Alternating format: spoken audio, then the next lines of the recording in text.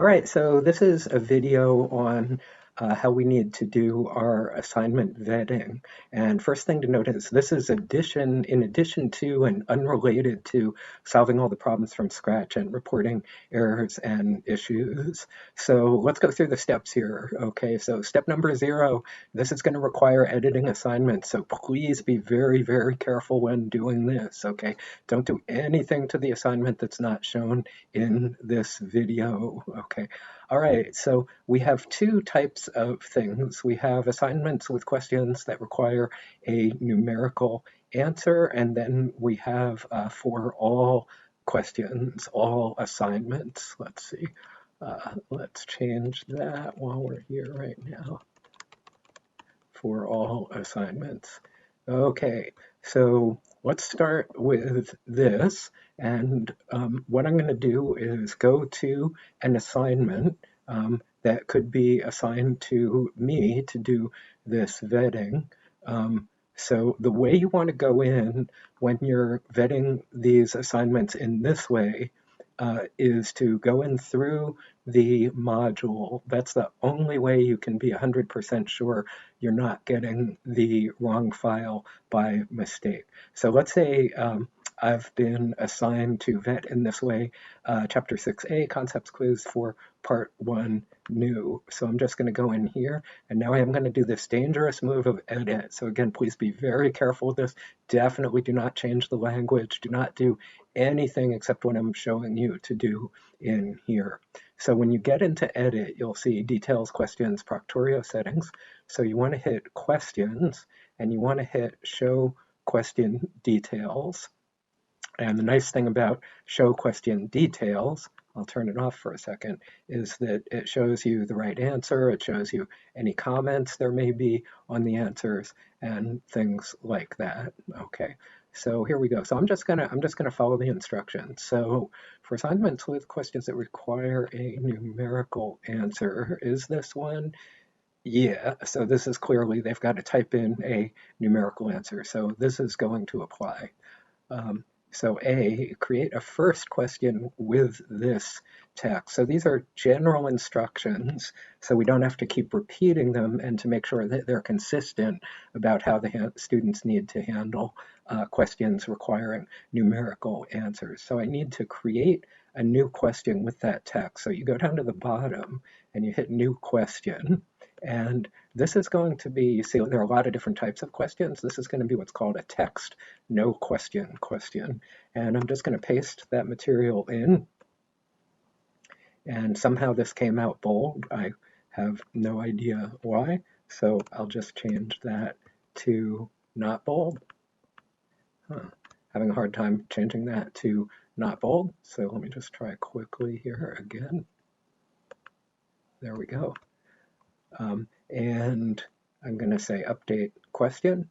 So now I've got all the instructions that I want, and these need to be right up at the top. Okay. Don't worry about the question numbering or the title of the question. The students do not see that, so it's completely useless, this little title here. So don't worry about that. Okay, so now they have general instructions for how to handle numerical problems. So I've done 1A, let's go down to 1B. Make sure the instructions on individual numeric questions complement the above general instruction. Remove any duplicative instruction. I think that's correct. Okay, so let's go down. There's only one question here. What was the company's sales growth in 2000X1? Round your answer to 3 decimal places. Use the given unit. So if we come up here, we say it says report your answers to the number of decimal places requested.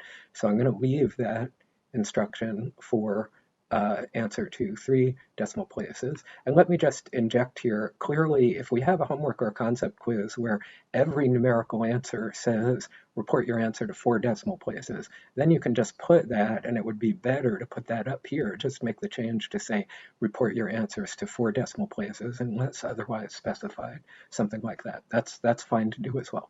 I'm not going to do that here because I only have one question down below. All right. So use the given units, unless otherwise instructed, solve problems in the given units. So to avoid duplicating here, I'm going to get rid of that.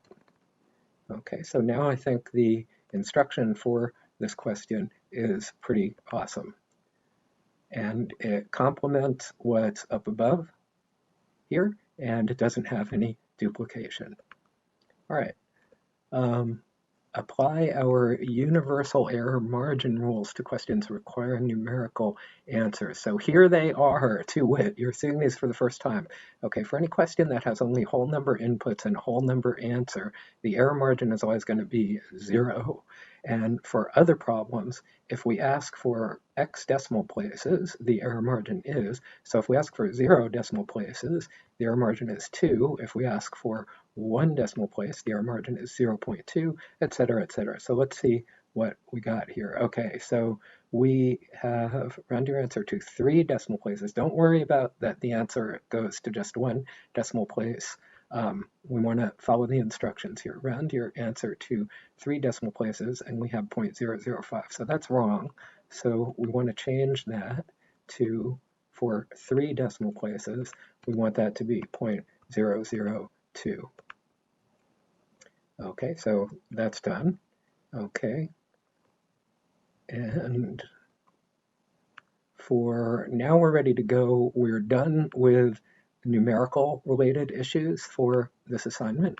And now we have something for all assignments. Okay, check that any answer explanations are listed only in the green correct answer comments box.